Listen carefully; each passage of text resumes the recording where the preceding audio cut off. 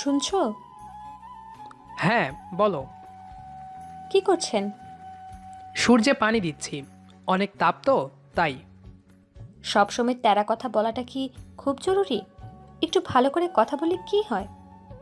Office টাইমে call দিয়ে যদি জিজ্ঞেস করেন কি করছি, তাহলে এর চাইতে ভালো উত্তর আর কি দেব? তেরা একটা। হুম। তার মানে আপনি একটা তেরা?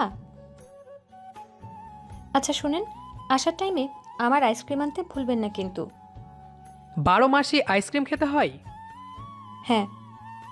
এখন আইসক্রিম খাওয়া যাবে না। কেন? কেন মানে? বেবির প্রবলেম হবে। শুধু বেবির কথাই ভাবে, বেবির আম্মুর কথা একটুও ভাবে না। যদি না ভাবতাম তাহলে বেবিটা আসতো কোথা থেকে? শয়তান। ওকে, এখন ফোন রাখলাম। আইসক্রিম নিয়ে আসবেন কিন্তু। দেখা যাক। আইসক্রিম না আনলে কিন্তু বাসায় ঢুকতে দেব না। আমার বাসায় আমাকেই ঢুকতে দেবেন না? না, দেব না। আর বাসাটায় আমারও অধিকার আছে, আপনার একার বাসা না। ওকে, ফোন রাখলাম। আইসক্রিম আনতে ভুলবেন না কিন্তু। এই একটা প্রবলেম। বছরে 12 মাস তার আইসক্রিম খেতে হবে। এমনকি যে টাইমে মেয়েরা চাটনি খায় ওই টাইমেও তার আইসক্রিম চাই। যাই হোক, অফিস শেষে বাসায় ফেরার পথে পাগলিটার কথা মনে পড়ল। কিন্তু আইসক্রিম তো দেওয়া যাবে না। তার চাইতে ভালো চাটনি নিয়ে যাই। যেই কথা সেই কাজ। চাটনি কিনে বাসায় এসে কলিং বেলও দিতে হলো না, কারণ পাগলিটা আমার জন্যে দরজার সামনে দাঁড়িয়ে অপেক্ষা করছে। আমাকে দেখে ঠোঁটের এক কোণে হাসিটা একটু দূর থেকেই বুঝতে পারছি, কিন্তু যখনই দেখলো হাতে আইসক্রিমের বদলে চাটনি, মায়াবী মুখটা ক্ষণিকের ভেতরে কালো হয়ে গেল। আর মন খারাপ করে রুমে চলে গেল। আমিও আর কিছু বললাম না, সোজা ফ্রেশ হয়ে খেতে আসলাম। এসে দেখি পাগলিটা নেই। আম্মু খাবার বেড়ে দিচ্ছে। এটা দেখে আমারও মনটা খারাপ হয়ে গেল, কেননা বিয়ের প্রথম রাত থেকেই শর্ত ছিল আমাকে প্রতিদিন রাতে খাইয়ে দিতে হবে। এতদিন শর্ত ঠিকই ছিল, আজ প্রথম এমনটা হলো। যাই হোক, পেটে খিদে থাকা সত্ত্বেও আম্মুকে বললাম, আম্মু, আমি বাইরে থেকে খেয়ে এসেছি। অল্প কয়টা খেয়ে নে বাবা। না আম্মু, এমনিতেই পেট ভরা, শুধু একটু পানি দাও। পানি খেয়ে রুমে চলে আসলাম। এসে দেখি উনি খাটের এক কোণায় বসে আছে। আমি কিছু না বলে চুপচাপ আমার সাইডে শুয়ে পড়লাম। আমার কথা কেউ ভাবে না, সবাই স্বার্থপর। বিয়ের আগে কত কি রাজরানী করে রাখবে, কোনো অভিযোগ করার সুযোগ দিবে না, কোনো ইচ্ছেই অপূর্ণ রাখবে না। কোথায় এখন এসব কথা?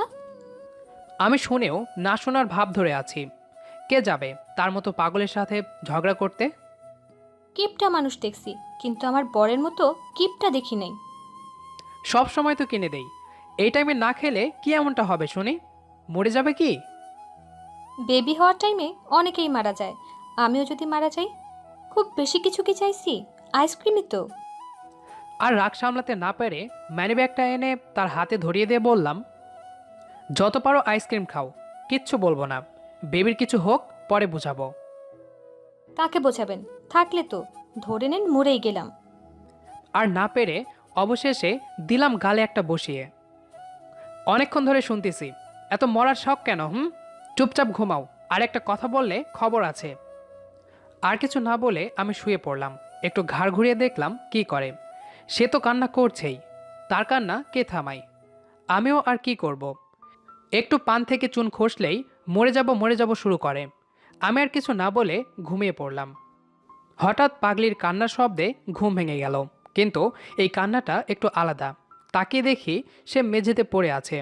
তাড়াতাড়ি করে তার কাছে গিয়ে, কি হয়েছে তোমার? এই, কথা বলো প্লিজ। এই, সরি, আর এমন করব না, প্লিজ কথা বলো। অবশেষে রাস্তা না পেয়ে আম্মুকে ডাক দিলাম। আম্মু আসে। তাড়াতাড়ি হসপিটালে নিতে হবে, গাড়ির ব্যবস্থা কর। আম্মু। হসপিটালে নেওয়ার পর ডক্টর অনেক দেখে শুনে আমাকে জিজ্ঞেস করছেন, আপনি তার কি হন? আমি তার হাজব্যান্ড। ও, আপনি একটু আসুন। হুম। দেখেন, আপনার স্ত্রীর অবস্থা খুবই খারাপ। দুইজন থেকে যে কোনো একজনকে বাঁচাতে পারবেন, হয়তো মা নয়তো বাচ্চা।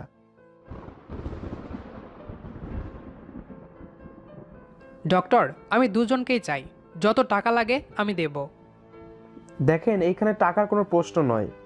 যদি দুইজনকে বাঁচাতে যাই তাহলে দুইজনের প্রাণে ঝুঁকি আছে, দুইজনেই মারা যেতে পারে। তবুও আমরা চেষ্টা করব দুইজনকেই বাঁচাতে। এখন বাকিটা আল্লাহ তাআলার হাতে। ডক্টর, আমি কি একটু তার সাথে কথা বলতে পারি? সে এখন কথা বলার অবস্থায় নেই, তবু শেষবারের মতো ভেবে দেখে নেন। ডক্টরের কথা শুনে আমার মাথায় কিছুই কাজ করছে না। পাগলিটার সামনে যেতেই হাতের ইশারায় আমাকে ডাক দিল। কান্না করছো কেন? তুমি তো সবসময় বাবা হবে বলতে, আজ তাহলে কান্না করছো কেন? ডক্টর বলেছে যে কোনো একজনকেই বাঁচাতে পারবেন। তুমি বলো, আমার বেবিটাকে বাঁচাতে। তোমার তো খুব ইচ্ছা বাবা ডাক শোনার, আর আমি তো আপনাকে সব সময় জ্বালাই। আর আমার জন্য আইসক্রিম আনতে হবে না, আর কেউ কল করে বিরক্ত করবে না, কেউ আপনার সাথে ঝগড়া করবে না। একটা কথা দিবেন? বলো। আমার বেবিকে কখনো কষ্ট দিবেন না। হুম আরেকটা কথা দিবেন? বলো। আমি মারা যাওয়ার পর আপনি আর বিয়ে করবেন না। আমার বেবিটার তাহলে খুব কষ্ট হবে। পাগলি, তোমার কিচ্ছু হবে না, দেখবে আমরা আবার বাসায় ফিরে যাব। আর কিছু বলতে পারলাম না, কান্না করতে করতে চলে আসলাম। ডক্টর আবার ডেকে পাঠালেন। তাহলে অপারেশন শুরু করি। আমি আমার স্ত্রীকে চাই ডক্টর। আল্লাহকে ডাকুন, ওনার হাতে সব। আমরা দুইজনকে বাঁচাতে চেষ্টা করব। হুম ওকে, আমরা তাহলে এক্ষুনি অপারেশন শুরু করছি।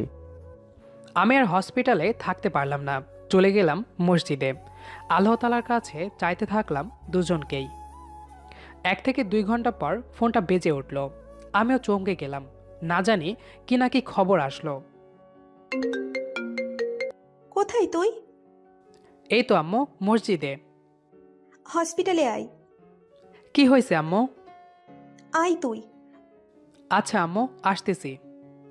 ফোনটা রেখে চললাম হসপিটালের দিকে। যত এগোচ্ছি তত ভয় বাড়ছে। অবশেষে হসপিটালে আসলাম। এসে দেখি আম্মুর কোলে বেবি। তাহলে কি আমার পাগলি নেই? এইটা ভেবে আর দাঁড়িয়ে থাকতে পারলাম না, স্তব্ধ হয়ে বসে পড়লাম। ভাবতে পারছি না আর। বাবা ছেলে হয়েছে, কোলে নে, দেখ ঠিক তোর মতো হয়েছে। কি রে বাবা? আম্মু, তার কি অবস্থা? সেও ঠিক আছে বাবা। নিজের কানকে বিশ্বাস করতে পারলাম না। আল্লাহর রহমতে মা বাচ্চা দুজনেই ঠিক আছে। চোখের পানি আর ধরে রাখতে পারলাম না। বাচ্চাটা কোলে নিয়ে পাগলিটার সামনে গেলাম। পাগলিটা আমাকে দেখে অভিমান করে বলল, সরি, আবারও আপনার লাইফে চলে আসলাম, মরতে পারলাম না। আমি আর কিছু না বলে জড়িয়ে ধরে কান্না শুরু করলাম। এটা কি কান্না করার সময়? আম্মু ডাকছে তো। আজ তুমি যা চাইবে মন খুলে চাও, আর যা চাইবে তাই দেব। প্রমিস? প্রমিস। আইসক্রিম। বড় বড় চোখ করে তার দিকে তাকালাম। জানতাম দিবেন না, মিথ্যুক। ওকে, বাসায় যাই, পরে দিব। গল্পটি আপনাদের কাছে কেমন লেগেছে সেটি অবশ্যই কমেন্ট করে জানাবেন। দেখা হচ্ছে আবারও নতুন কোনো গল্প নিয়ে। সেই পর্যন্ত আমাদের তানভিজ ভয়েস ইউটিউব চ্যানেলটি সাবস্ক্রাইব করে আমাদের সাথেই থাকুন। ধন্যবাদ সবাইকে।